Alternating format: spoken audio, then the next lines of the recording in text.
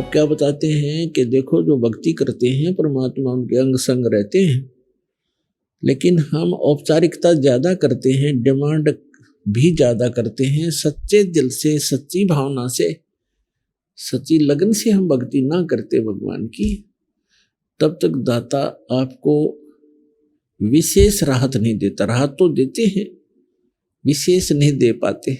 जैसे एक नामदेव नाम के महापुरुष थे और छिपा जाति में थे। वो छिपा जाति, छिपी जाति, इसको दर्जी, और पूर्व संस्कार थे, बहुत अच्छे पुण्यात्मा थे। पुण्यात्मा ही भक्ति के लिए भटकते रहते हैं, कोई न कोई साधना वो करते ही रहते हैं। अपने आत्माओं, जैसे नामदेव जी के माता पिता विट्ठल भगवान के पुजारी थे और पत्थर की मूर्ति बना रखी थी। जैसा भी कर्मकांड उनको बताया था वो एक औपचारिकता प्रतिदिन किया करते थे नियमित, कि प्रतिदिन सबसे पहले दूध निकाल कर गायों का भगवान विट्ठल की मूर्ति के सामने रखते थे, पर्दा लगा देते थे, और कुछ देर के बाद उसको उठा करके अपने सारे दूध में मिला करके अन्य भोजन में प्रसाद बनाकर वो खा लेते थे। एक दिन माता पिता को किसी कामवश एक हफ्ते के लिए बाहर जाना पड़ गया। नामदेव बालक ही था, 10-12 वर्ष का लड़का था। तो उन्होंने कहा कि बेटा आप घर पे रहना, भगवान विट्ठल को भोग लगाना, दूध सुबह सुबह दूध का भोग लगाना भगवान को, और पीछे भोजन करना बेटा। भगवान को भोग लगाए बगैर भोग आपने भोजन नहीं करना है, ऐसे याद रखना। कच्छा पिता माता पिता चले गए। सुबह नहा स्नान करके नामदेव जी ने कटोरा दूध का भर के भगवान विट्ठल की मूर्ति, पत्थर की मूर्ति के सामने रख दिया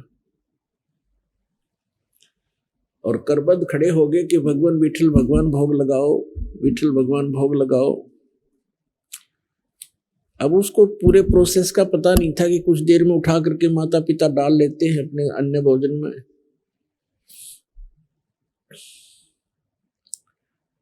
खड़ा रहा घंटा 2 घंटा, विट्ठल भगवान ने कोई भोग नहीं लगाया। उसमें कुछ चींटियां चढ़ गई तो उसने सोचा भी हमसे भगवान प्रसन्न नहीं है मेरे से, और उस दूध को वहां से उठा लिया।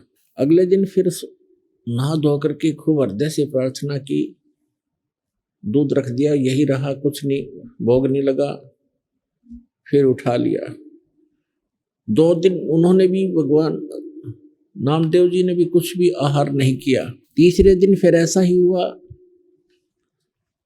बच्चा था, भूख से बहुत व्याकुल हो गया और कहा भगवान जब तक आप भोग नहीं लगाओगे, मेरे माता पिता का आदेश है, आपका दास भी भोजन नहीं कर सकता। मुझसे अवश्य कोई गलती हुई होगी, क्योंकि मैं पूरी पूजा विधि से परिचित नहीं हूं भगवान, बालक हूं, मेरी कोई त्रुटि है, क्षमा करो। आप भोग नहीं लगाओगे, मेरे माता पिता मुझसे नाराज होंगे, मुझे गुस्सा होंगे, और भगवान आप भोग लगाओ, मेरी त्रुटि को माफ करो प्रभु। अब तीसरे दिन जाकर के भगवान ने देखा कि बालक, वह पत्थर तो था नहीं, वो तो कुछ सुन नहीं रहा था, कुछ कर नहीं रहा था। अब कहते हैं 100 साल सिद्धर मैं करूं अपने जन के काज, स्वयं परमात्मा आए सूक्ष्म रूप धारण करके, और पत्थर की मूर्ति के हाथ ऐसे आगे को बढ़ा दिए, उनमें कटोरा पकड़ा, और नामदेव समझ रहा है कि पत्थर पी रहा है, और पी रहे थे भगवान सूक्ष्म रूप में। नामदेव की खुशी का कोई ठिकाना ना रहा। नहाया धोया, भोजन पाया। उनके माता पिता आए, उन्होंने तो आते ही पूछा कि बालक है, कहीं गलती से भोग ना लगाया हो भगवान को। पूछा बेटा भगवान को, विट्ठल भगवान को भोग लगाया था ना? उन्होंने कहा माता जी भोग तो मैं प्रतिदिन लगाता था, लेकिन भगवान ने नहीं लगाया। भगवान ने तीसरे दिन भोग लगाया, 2 दिन कुछ नहीं आहार किया। और मैंने भी कुछ नहीं किया, मैं भी दुखी बहुत हो गया था, भूख बहुत सताती थी, लेकिन मैंने भोग नहीं, मैंने आहार किया नहीं। तीसरे दिन मैंने विशेष प्रार्थना की, भगवान भोग लगाओ, तब भगवान ने भोग लगाया। अब वो नामदेव के माता पिता उस बच्चे के मुंह की तरफ देख रहे हैं कि ये झूठ बोल रहा है।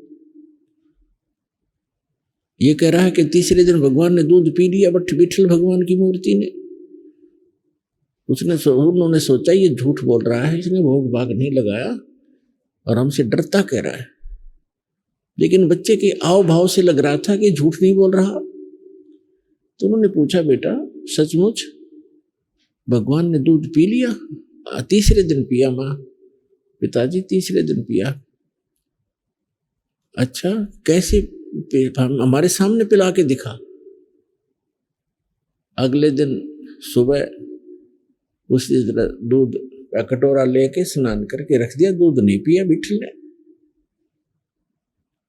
अब नामदेव ने कहा, भगवान आपका दास आज मेरे माता पिता के सामने झूठा सिद्ध होगा, मुझसे फिर अवश्य कोई त्रुटि हुई होगी। भगवान हे मालिक, आप तो दयालु हो, भोग लगाओ प्रभु। उसी समय माता पिता के सामने मूर्ति के हाथ बड़े बड़े हुए, ऐसे जैसे आम हाथ होते ऐसे बन गए, और कटोरा पकड़ा और ऐसे दूध पी लिया।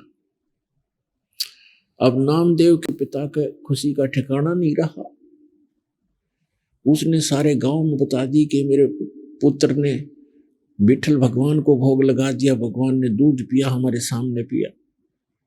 किसी गांव वाले का ये विश्वास नहीं हो कि झूठ बोलते हैं, बाउंडर फैलाते हैं, दुनिया को भ्रमित करते हैं। ये अपने बेटे की महिमा बनाना चाहता है, इसको महंत बनाना चाहता है। जैसा जैसी सोच जिसकी थी, पंचायत हो गई कि पंचायत के अंदर विठल भगवान की मूर्ति रखी जाएगी, उसमें दूध पिलाएगा तेरा पुत्र, मानेंगे नहीं तो देश निकाला देंगे, तुम्हें गांव से निकालेंगे।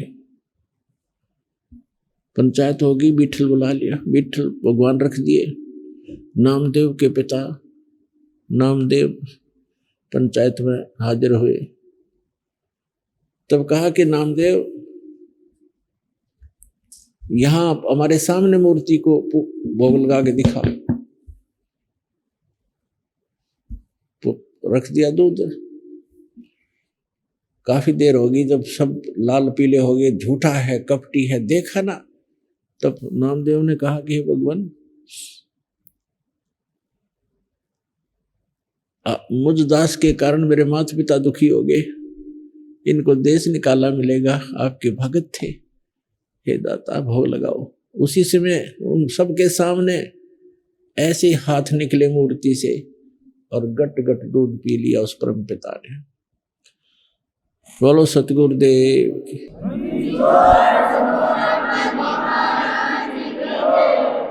तो पुण्यात्माओं, ये न तो मूर्ति पी रही थी, भगवान ने जो कुछ किया कबीर भगवान ने किया, और उस अपनी प्यारी आत्मा नामदेव के लिए किया, क्योंकि पूर्व जन्म का भक्त था।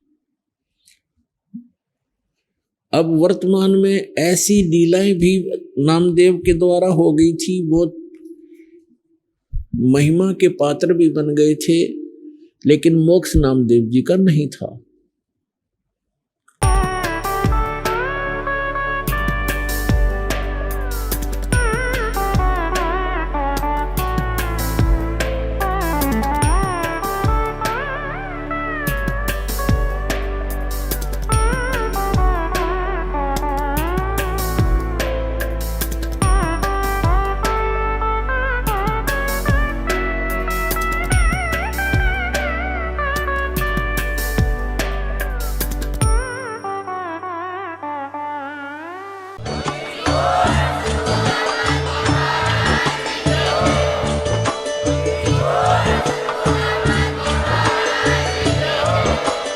आप सुन रहे थे जगत गुरु तत्वदर्शी संत रामपाल जी महाराज जी के मंगल प्रवचन। अधिक जानकारी के लिए विजिट कीजिए हमारी वेबसाइट www.jagatgururampalji.org।